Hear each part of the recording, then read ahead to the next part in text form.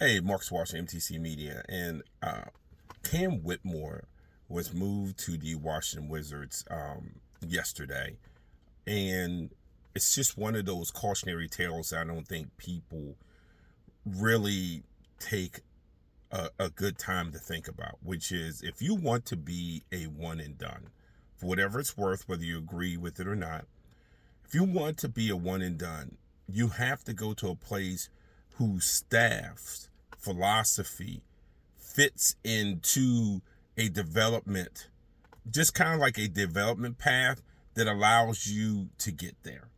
Not every college team and program is set up for that because, frankly, at the end of the day, it's not a college coach's job. So this is not someone bashing college or criticizing coach. I'm not.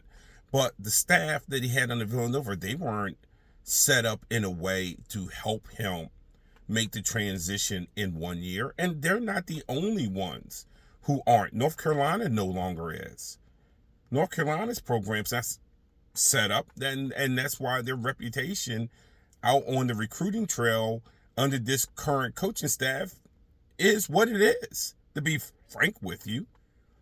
And there are some other schools that do a good job. There's some other schools that don't do a good job. There's some schools that they are flexible in what they do, that when they get a player like that, they can help leverage it, i.e. Kevin Willard's staff did a good job with trying to balance out, obviously, maximizing that Maryland team along with ensuring that Queen was put into situations and develop in such a way to have him leave after 1 year.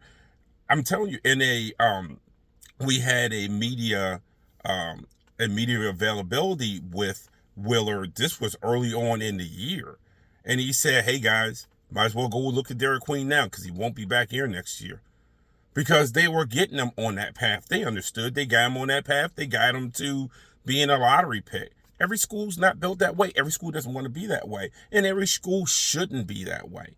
So Cam Whitmore, I just feel like if that was his goal, Villanova probably under that staff was not the place to go, as much as, and I said this at the time, and I will down this hill, same thing with Ben Simmons.